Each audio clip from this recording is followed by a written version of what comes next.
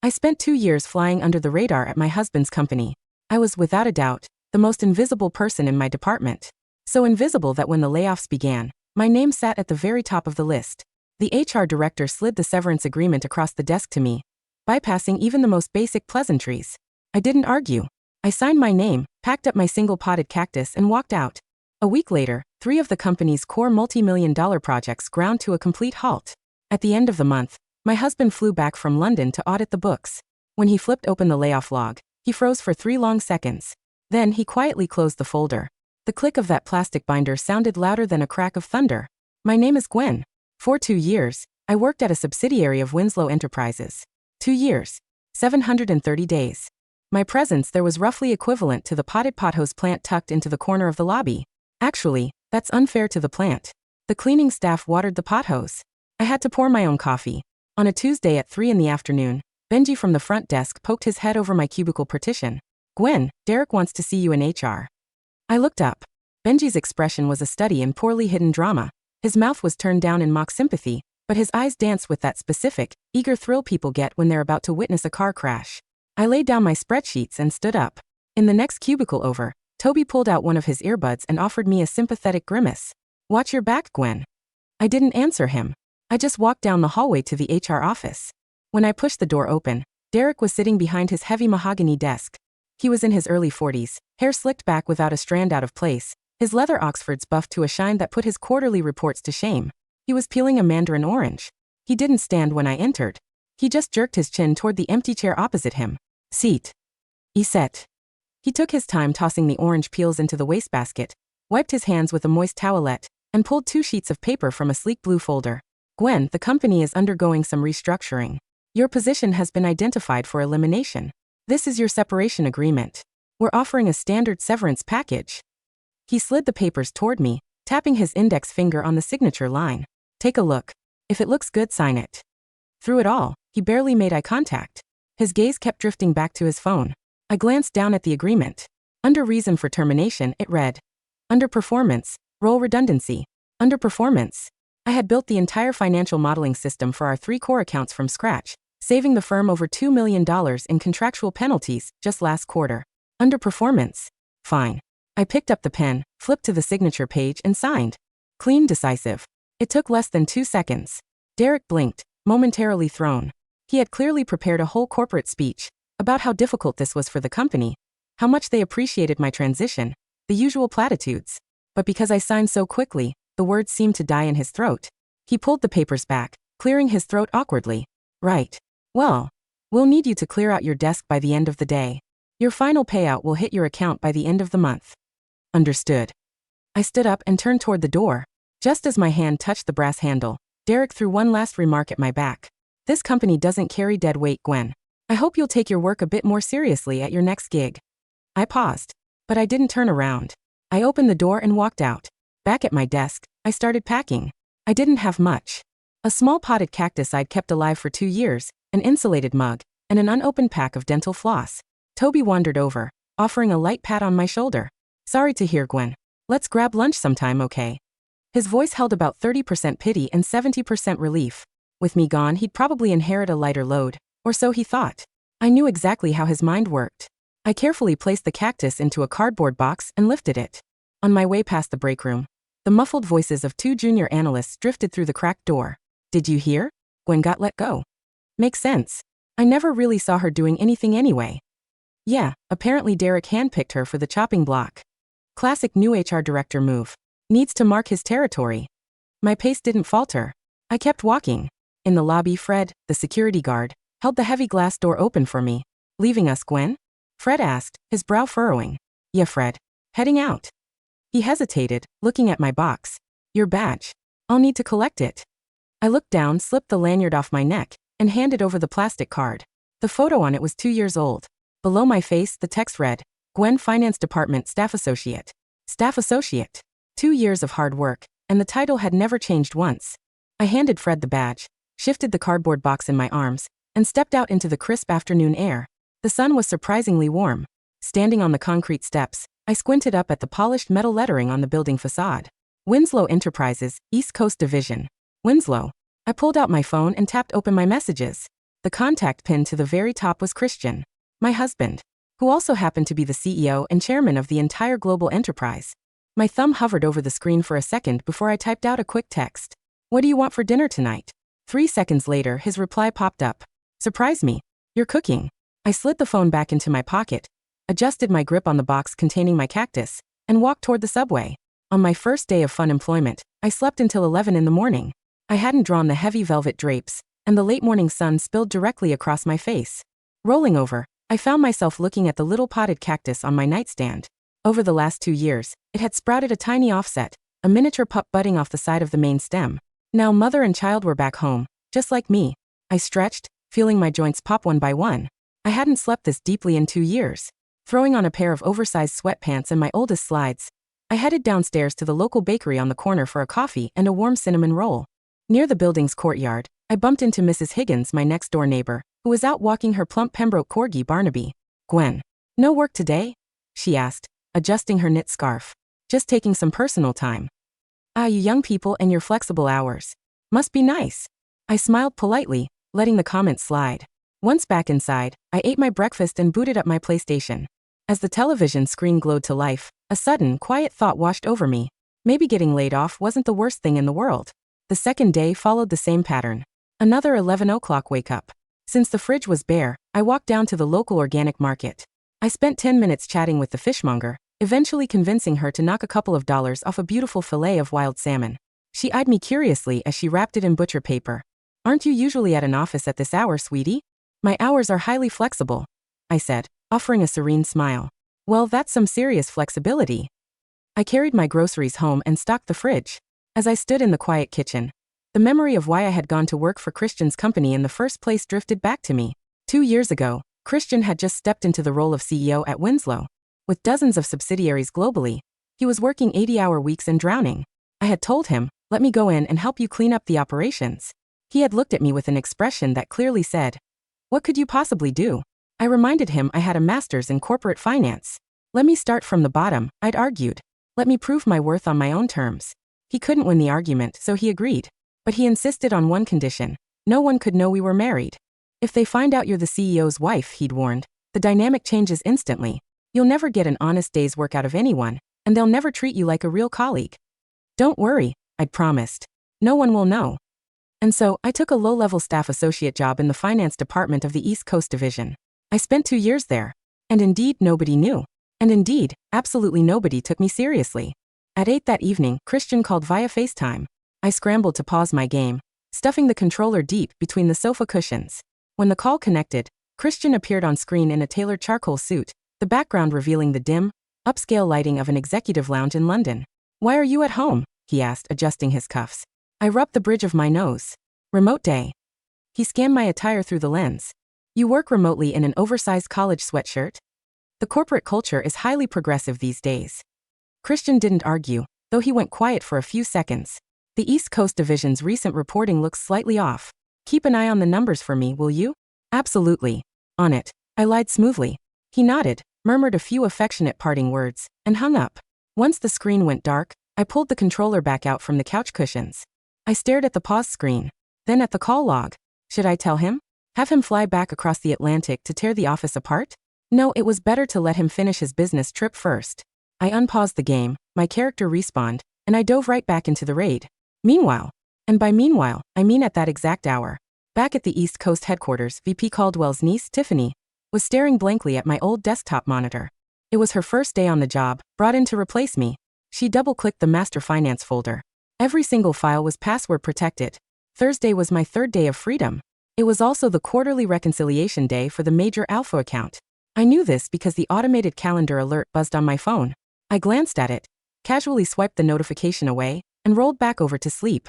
Things at the office, however, were not quite so peaceful. When Richard, our finance director, called me days later, he described the scene in vivid detail. Tiffany had spent 2 solid hours staring at the financial model I had built. She couldn't make sense of a single row. Eventually, she trotted into Richard's office. "Richard? This reconciliation model.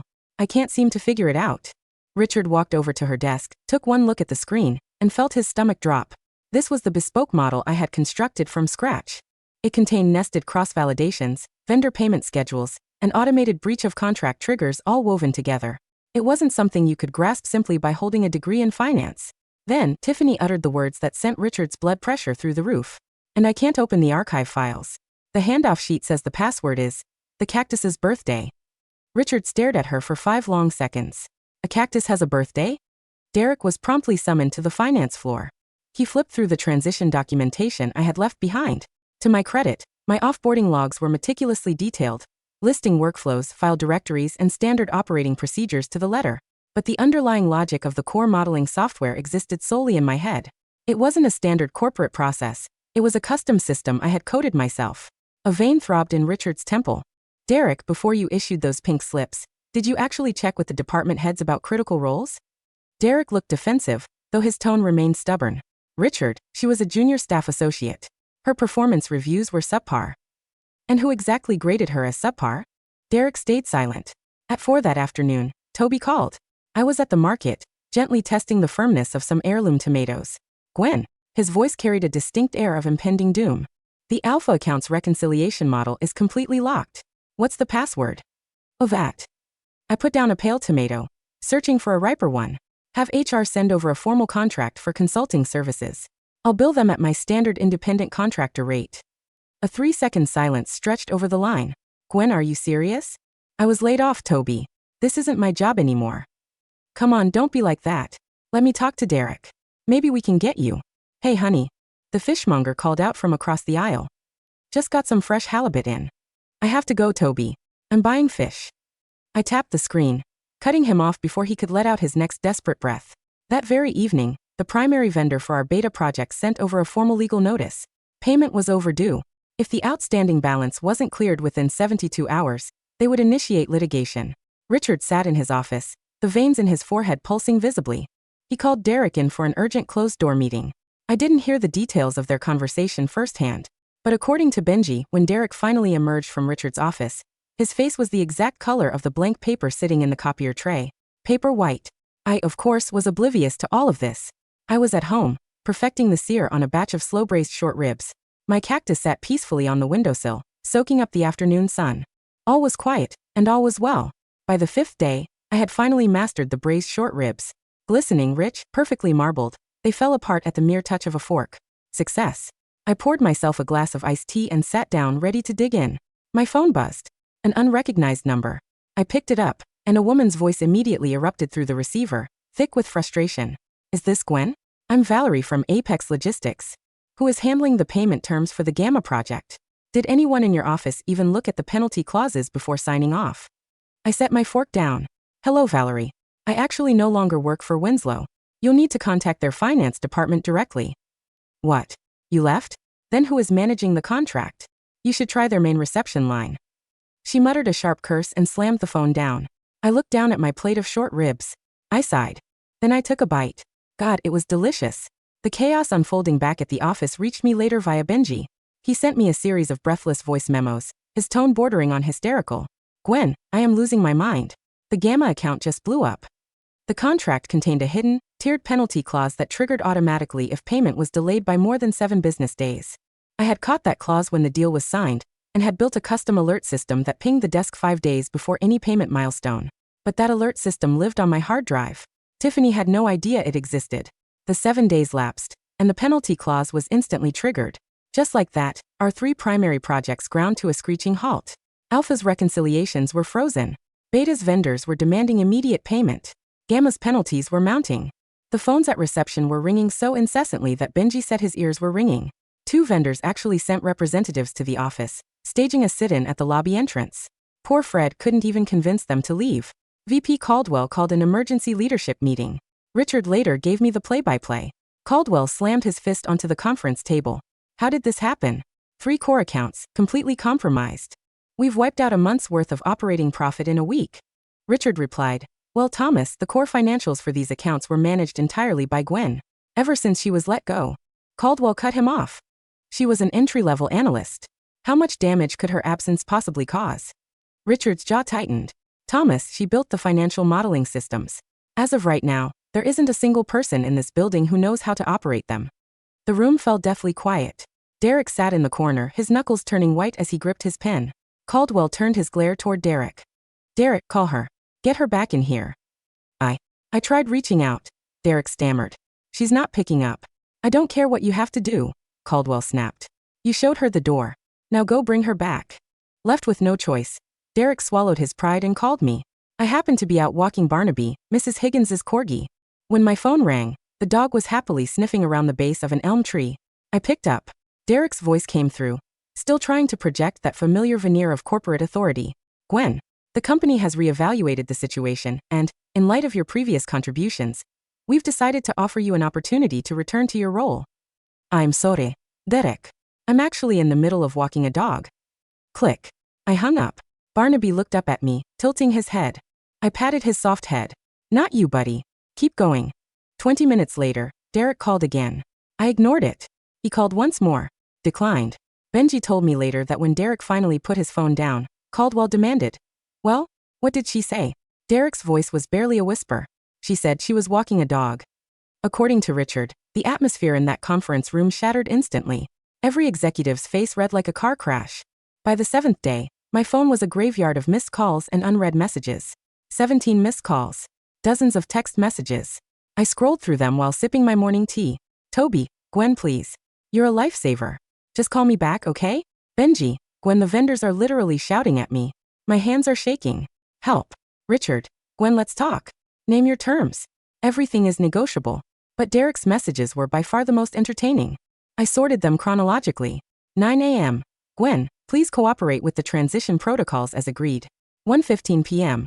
Gwen, management is willing to adjust your severance package upwards. Let's discuss. 4:30 p.m. Gwen, I apologize if my tone was unprofessional during our last meeting. Let's work this out. 7 p.m. Gwen, please. Just tell me what you want. 9:45 p.m. I am literally begging you. I read through every single one. Then I picked up my controller and unpaused my game. At 8 o'clock, Christian's face appeared on my screen again. I had to pick up. Ignoring him 2 days in a row would result in him tracking my phone's location. I swiped accept. He wasn't in his hotel room tonight. The background looked like a high-rise office suite in New York. His expression was grim. What is going on with the East Coast Division? I was currently slurping down a bowl of quick ramen and replied around a mouthful of noodles. Huh? What do you mean? I just reviewed the preliminary monthly report. Operating profit is down 60%. Our 3 major accounts are frozen. The switchboard has logged dozens of complaints from primary partners. Really? Wow, that sounds bad. Christian stared at me. Why aren't you at the office? I'm at home, making dinner. During business hours? My hours are. Gwen, if you tell me your hours are flexible one more time, I'm booking the next flight home. I swallowed my noodles, coughing slightly as they caught in my throat. The shift in Christian's gaze was familiar, a transition from curiosity to suspicion, and then to sharp focus. It was his corporate state of mind. Once his instincts flagged something as wrong, he wouldn't stop until he uncovered every detail. Gwen, yes. Are you hiding something from me? I carefully shifted my bowl out of the camera's view and pointed the lens toward the kitchen stove. Look at the sear on these short ribs. I've been perfecting the recipe for 3 days. I'm booking a flight. See you tomorrow. Click. He hung up. I stared at the black screen, a piece of noodle still stuck in my throat. Well, this was going to be complicated. I looked toward the windowsill. Well, buddy. I whispered to the cactus. Your dad is coming home. The cactus sat in silence, but I could swear it was gloating. The next afternoon, just before his plane touched down, a message lit up my phone. Pick me up. I met Christian at the arrivals curb of the private terminal at 4:15 p.m. I didn't drive his sleek black Maybach.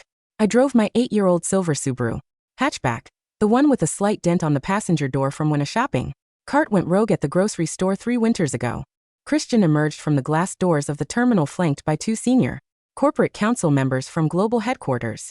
He was wearing a dark charcoal suit, his coat slung over his arm, looking every bit the unyielding titan who controlled a global empire spanning 4 continents. When he spotted my Subaru idling near the curb, his sharp, exhausted expression visibly softened. He murmured a brief instruction to his attorneys who bowed slightly, loaded into a waiting town car, and pulled away. Christian walked over, tossed his leather duffel into the back seat, and climbed into the passenger side.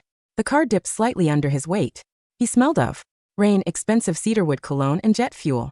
He pulled off his silk tie, unbuttoned his collar, and leaned his head back against the headrest, closing his eyes for a long 5 seconds. Traffic was light from Teterboro, I said, putting the car in drive. He grunted softly, not opening his eyes. I hate London in November. It's either drizzling or preparing to drizzle. Did the European merger go through? Signed at 2 o'clock GMT, he said, turning his head to look at me. His eyes were dark, intelligent, and currently tracking the slight smudge of flour on the sleeve of my oversized gray sweater, which leaves me with the distinct pleasure of figuring out why my East Coast subsidiary looks like a ship taking on water. I kept my hands steady on the steering wheel, merging smoothly into airport traffic. Is it bad? Operating margins dropped 40% in 10 days, Christian said, his tone turning crisp and analytical. 3 core client accounts have halted vendor payments. The regional vice president sent me a 3-page memo claiming it's due to unprecedented market volatility.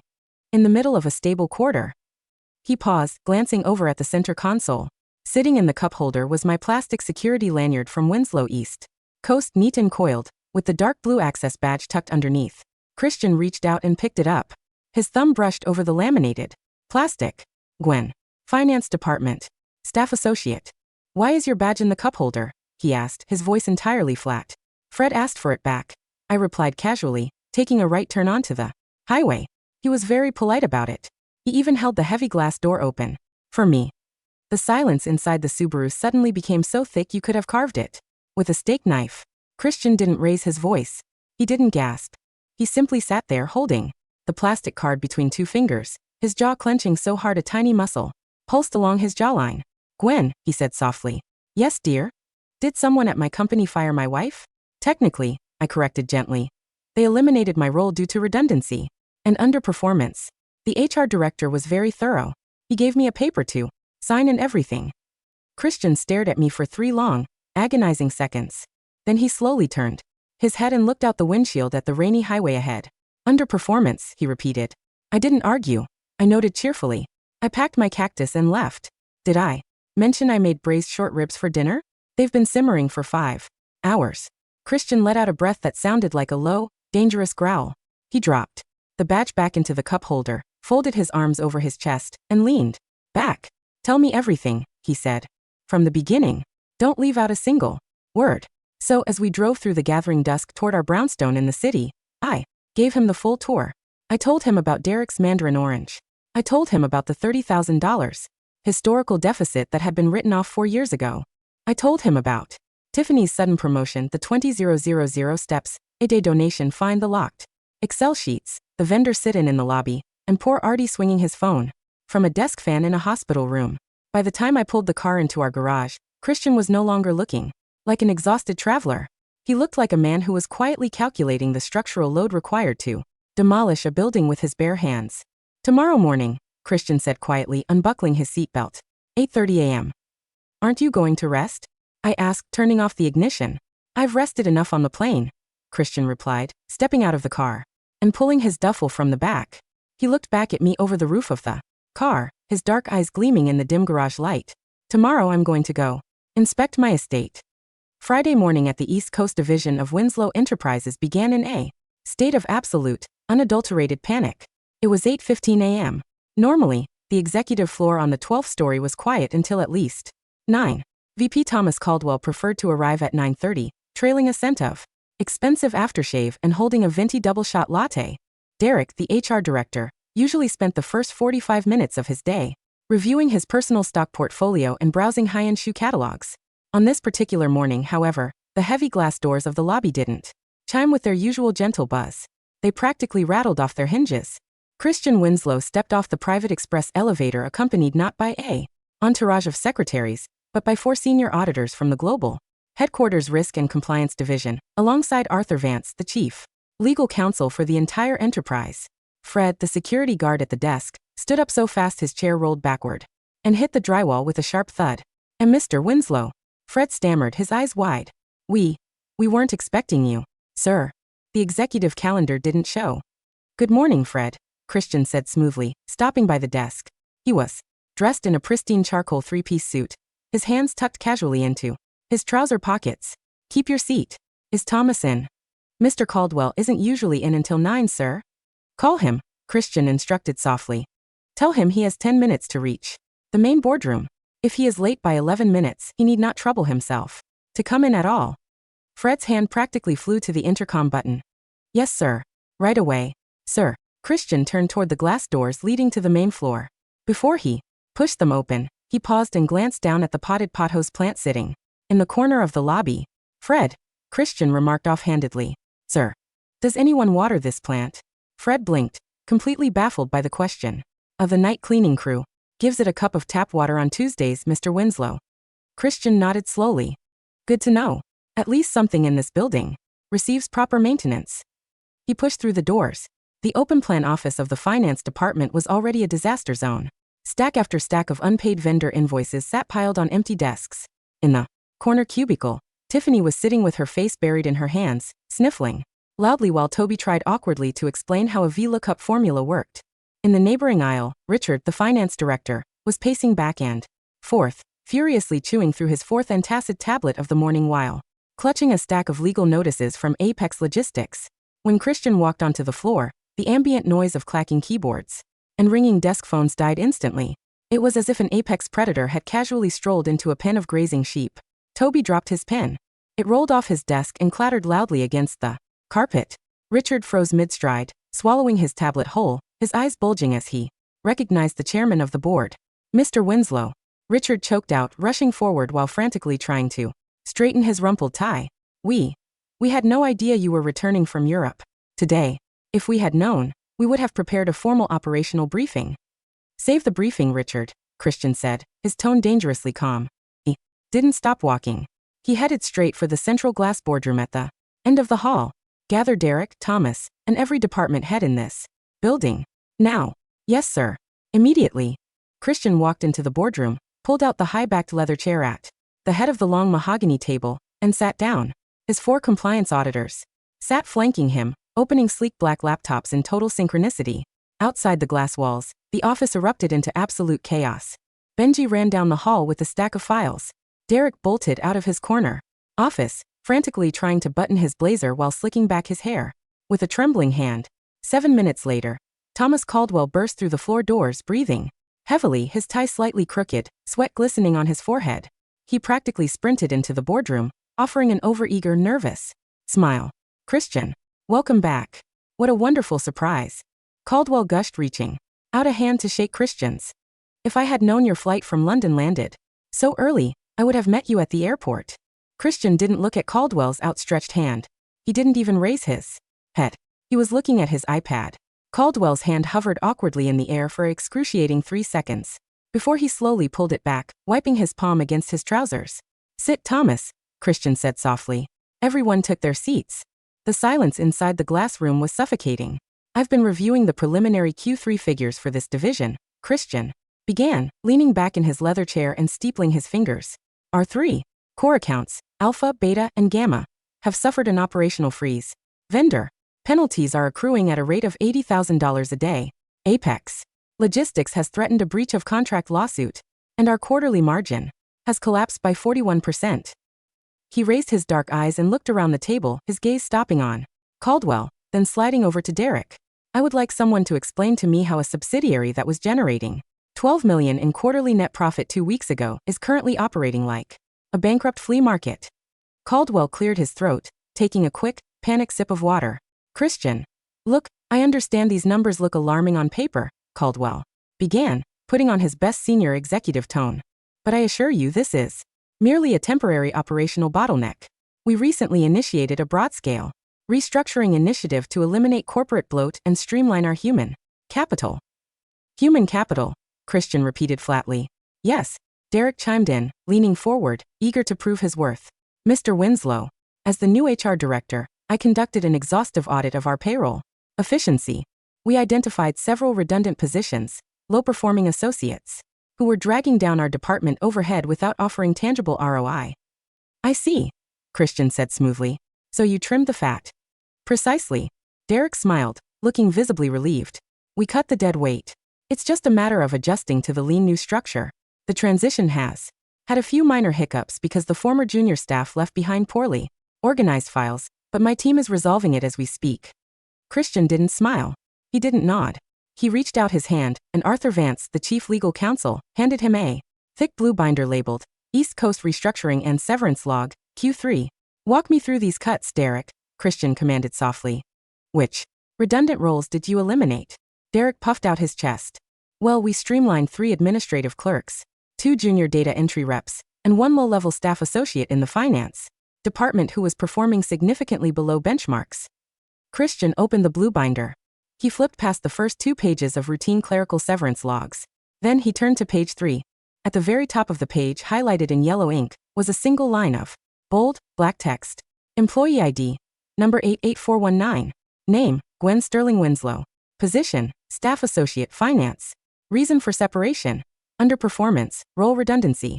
Severance payout, standard 2 weeks. Authorized by Derek Vance, HR Director. Christian stared at the page. He didn't move. He didn't breathe. For 3 full agonizing seconds, the chairman of Winslow Enterprises sat, completely motionless in the center of the boardroom. Outside the glass walls, a junior staffer dropped a mug in the break room, the sound of breaking ceramic faintly echoing through the floor. Then Christian quietly closed the folder. Click. The sound of that plastic binder snap was not loud. It wasn't a slam. It was a clean, precise, heavy latching sound. Yet every single executive sitting at that table flinched as if a lightning bolt had just struck the center of the mahogany wood. Christian rested his hands flat on top of the closed binder. His face was terrifyingly still. The polite, cool detachment he usually maintained in board meetings had vanished, replaced by an aura so cold, so heavy, that Derek felt the hair on the back of his neck stand straight up. Derek, Christian said softly. Why yes, Mr. Winslow? Derek stammered, the confidence draining from his voice, like water down an open pipe. Tell me about this staff associate in finance. Gwen Sterling.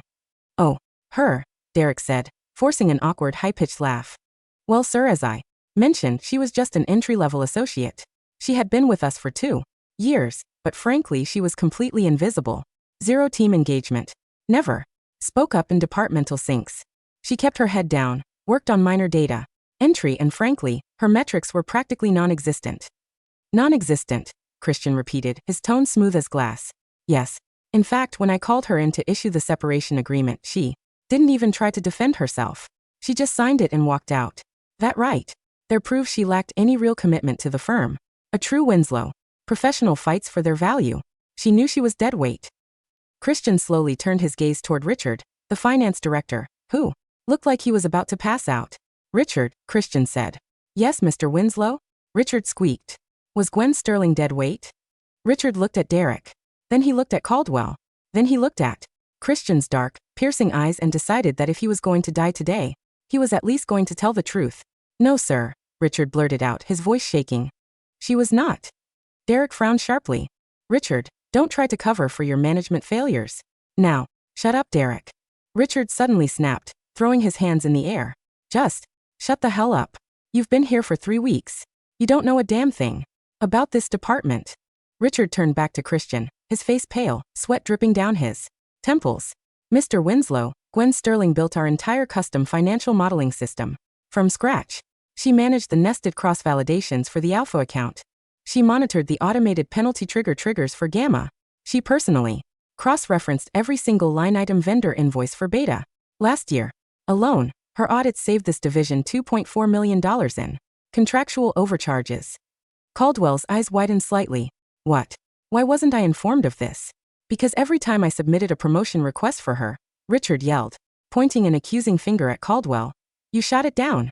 You said we need it to keep departmental headcount costs low, so you could hit your regional bonus target. You told me to keep her at staff associate level because she wasn't complaining. The boardroom went dead silent again. Christian's expression hadn't changed, but his fingers were slowly tightening around the edge of the blue binder until his knuckles turned stark white. And who, Christian asked softly, was brought in to replace Miss Sterling after she was so efficiently eliminated? Caldwell swallowed hard, his face turning an unsightly shade of gray. Well, we reallocated her core duties due to a new hire. Tiffany.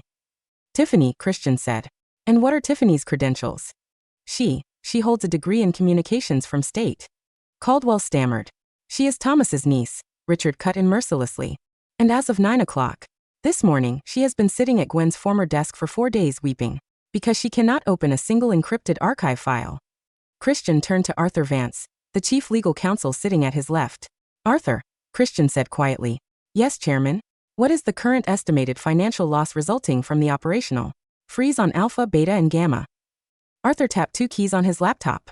Direct vendor penalties currently stand at $420,000. Potential litigation exposure from Apex Logistics is estimated at $3.5 million. If the Alpha reconciliation misses its Friday deadline, the client has the legal right to terminate the contract entirely, resulting in an annual revenue loss of $14 million. Christian nodded slowly. He leaned forward, placing his elbows on the table, resting his chin on his hands, looking directly at Derek. Derek. Yes, sir. Derek trembled, his shirt now visibly soaked with sweat around the collar. You told Miss Sterling that this company doesn't carry dead weight. Derek's mouth opened but no sound came out. You told her, Christian continued, his voice dropping into a register so cold it felt like ice scraping against iron, that she should take her work more seriously at her next gig. Derek's eyes darted frantically toward Caldwell, begging for help, but Caldwell was staring straight down at his own lap, pretending to be utterly invisible. Do you know where Miss Sterling's next gig is, Derek? Christian asked softly. And no, sir. Christian reached into his inner suit jacket pocket. He pulled out a sleek, gold-embossed business card and slid it across the long mahogany table. It slid smoothly across the polished wood, stopping directly in front of Derek's trembling hands. Derek looked down at the card. Printed in crisp, elegant black letterpress was the logo of Winslow Global. And below the logo read, Gwen Sterling Winslow, Vice Chairperson of the Board and Senior Executive Vice President of Global Operations, Winslow Enterprises. Derek stared at the card. He read it once. He read it twice. His eyes slowly tracked from the paper up to the dark, murderous eyes of the man sitting at the head of the table. S. Sterling Winslow. Derek whispered, his breath catching so hard in his throat he began to gag. She is my wife, Christian said calmly, and she holds 34% of the voting shares in this enterprise, which means technically speaking she doesn't just work here, Derek. Christian smiled, a slow, terrifying, razor-thin smile. She owns your desk. The silence that followed was so absolute, so dense, that you could hear the soft humming of the fluorescent lights in the ceiling. Derek's face didn't just lose color. It turned a sickly, translucent shade of green. He looked down at the gold-embossed business card as if it were alive. Grenade sitting in his palm. Caldwell looked like he was suffering a massive, silent stroke. His jaw was literally hanging slack, his eyes fixed on Christian in pure, unadulterated horror. Wife? Caldwell squeaked, his voice cracking like a teenager's. Christian, you're married? For 4 years, Christian replied smoothly, leaning back in his chair. When Gwen expressed a desire to understand our ground-level operational workflows 2 years ago, she asked to be placed in an entry-level position under her maiden name. She wanted to observe our corporate culture without executive bias. He looked around the room, his eyes cutting like scalpels through every executive present. And I must say, Christian continued, the observations have been remarkably enlightening. In 2 years, my wife discovered that our East Coast subsidiary is managed by a vice president who practices nepotism, an HR director who fires staff based on personal ego and orange peels, and a leadership team that doesn't know how their own core financial software operates. Derek collapsed backward against his leather chair, his hands shaking so violently he dropped his pen onto the floor. Mr. Winslow, I had no idea. Derek stammered frantically, tears of panic brimming in his eyes. If I had known she was Mrs. Winslow, I would never. I mean, her performance reviews were. I was just following standard restructuring protocols. I swear to God. That, Christian interrupted coldly, is precisely the problem. Christian gestured to Arthur Vance, the chief legal counsel. Arthur. Yes, Chairman. Initiate an immediate forensic audit of Mr. Vance's entire HR department. Review every termination, every promotion, and every salary adjustment issued under his tenure. If there is a single instance of compliance breach, extortion, or unauthorized policy enforcement, such as levying monetary fines for daily step counts, file formal criminal charges for corporate extortion. Derek's head snapped up, his eyes wild with terror. Step counts. How do you? In addition, Arthur Vance continued seamlessly, pulling a fresh set of legal notices from his briefcase. Mr. Derek Vance's employment with Winslow Enterprises is terminated effective immediately, for cause.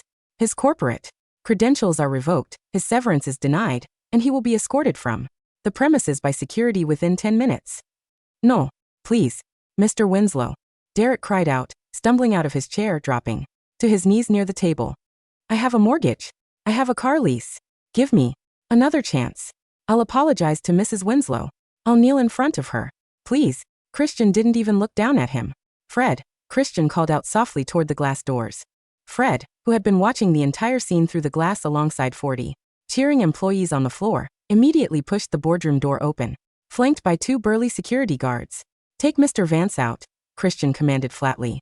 "Ensure he leaves his company. Phone his badge and his Mandarin orange on his way out." "Right away, Mr. Winslow." Fred grinned broadly, grabbing Derek by the arm of his suit jacket and hoisting him off the floor. "Mr. Winslow, please." "No."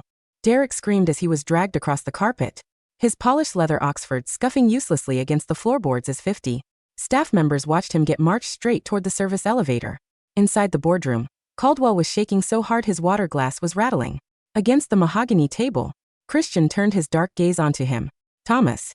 "See Christian, please?" Caldwell whimpered, sweating profusely. "I'm your family. I'm your mother's cousin." "Which is the only reason," Christian said, his tone dropping an octave into pure ice, "that you are not leaving this building in handcuffs alongside Derek." Christian stood up, buttoning his charcoal suit jacket. "You are stripped of your vice president title and all operational authority over the East Coast Division. You will report to our logistics warehouse in New Jersey on Monday morning as a junior inventory auditor.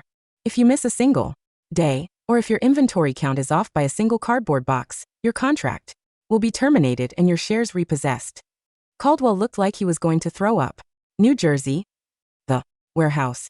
And as for your niece Tiffany," Christian added, glancing out the glass wall at the weeping girl in the cubicle, "she will be enrolled in a basic vocational bookkeeping course at her own expense.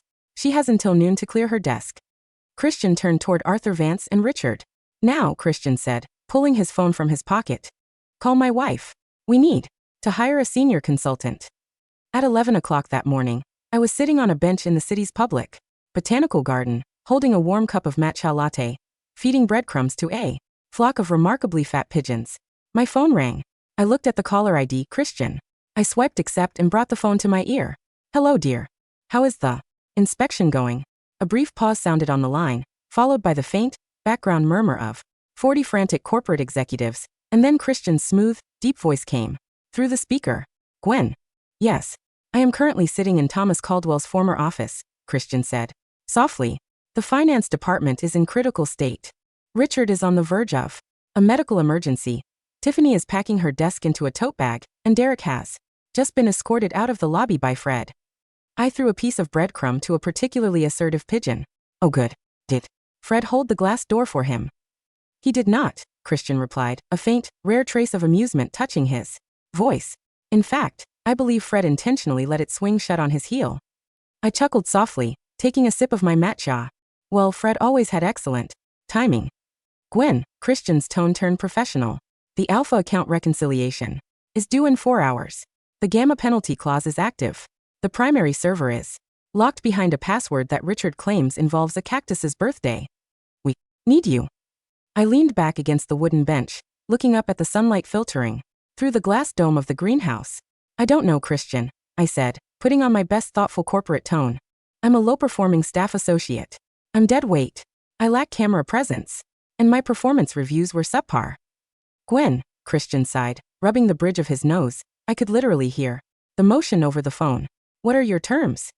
"First," I said, ticking a finger, "an independent consulting fee of $2,500 an hour, minimum 4-hour billing block, payable directly to my private LLC." "Approved."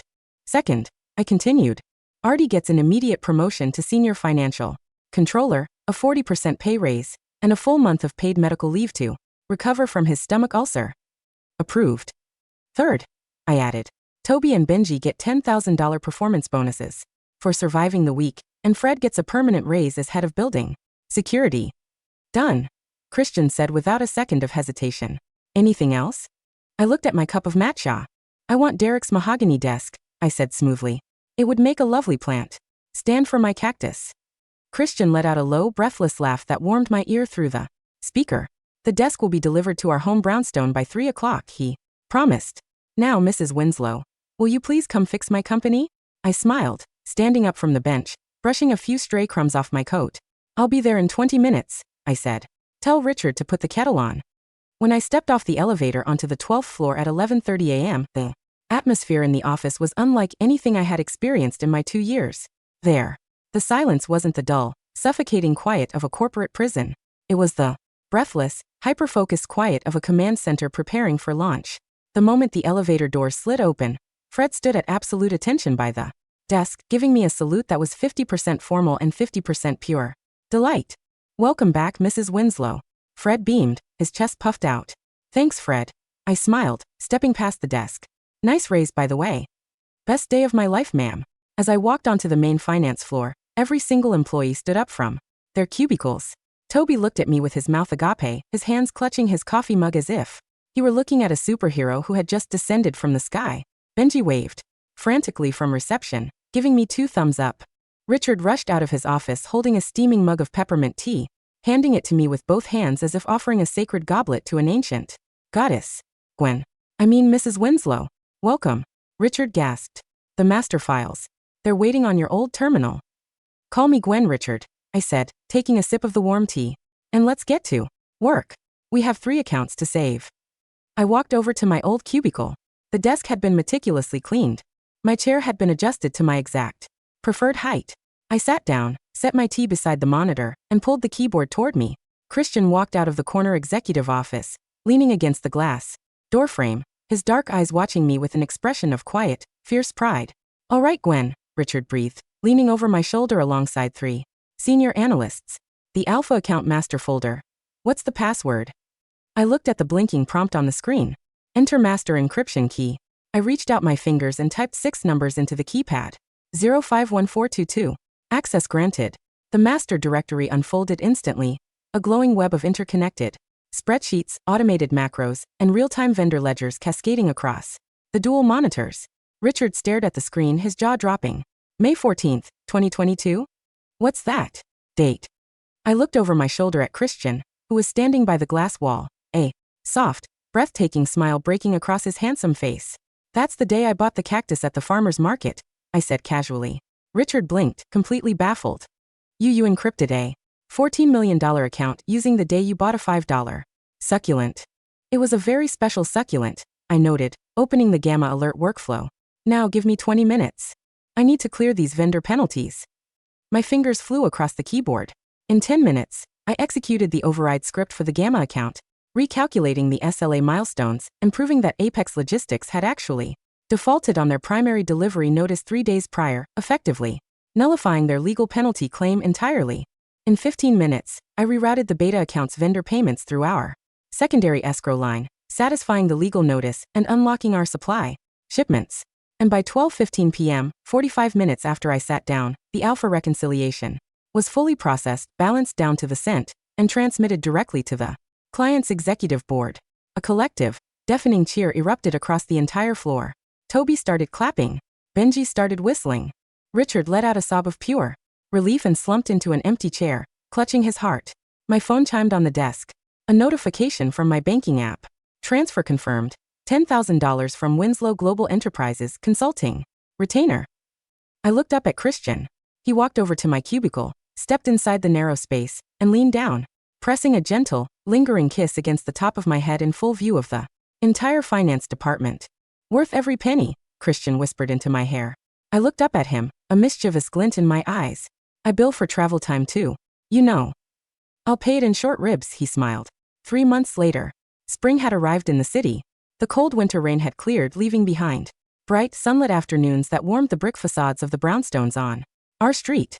The East Coast division of Winslow Enterprises was currently posting its highest quarterly operating margin in company history, with Thomas Caldwell reassigned to the New Jersey warehouse, where reports confirmed he was currently struggling to operate a manual forklift, and Derek permanently blacklisted from HR consulting following a state labor board investigation. The office culture had undergone a total transformation. Artie, fully recovered from his ulcer, was now running the finance department. With a calm, efficient, brilliant authority, Toby had been promoted to senior data analyst, and Benji had been given an assistant at reception.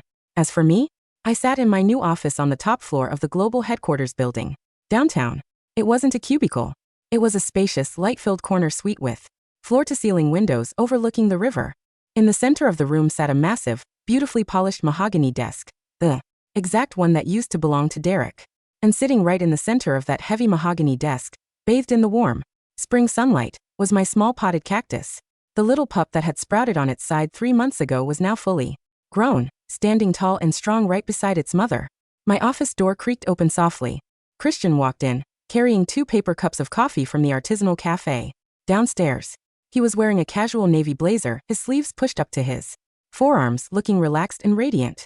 He set a cup down on my mahogany desk, right beside the cactus, and leaned against the edge of the wood, looking down at me. How are the Q2 global projections looking, Executive Vice President? Christian asked, a warm, playful glint in his dark eyes. I leaned back in my leather chair, taking a sip of the warm coffee, looking out at the glittering river below. Operating margins are up 12% across all international branches. I reported smoothly. The European integration is complete. And I just approved a budget increase for the East Coast security team. Fred. Christian smiled. Fred. I confirmed. He's getting a new desk chair. Christian laughed, a rich, deep sound that filled the sunlit office. He reached out, his long fingers gently tucking a stray lock of hair behind my ear, his hand lingering against my cheek. Do you miss it? He asked softly. Miss what? Being invisible. I looked down at the potted cactus sitting on the mahogany wood, then up into the eyes of the man who had loved me, trusted me, and stood by me through every step of my journey. I was never invisible, Christian, I said, a soft, confident smile blooming across my lips. They were just blind. Christian leaned down, pressing his lips gently against mine, his arms wrapping around my waist as the afternoon sun poured through the high windows, bathing us both in a bright, endless golden light. And on the windowsill nearby, the little green plant sat quietly in the sun, soaking up the heat, growing stronger every single day.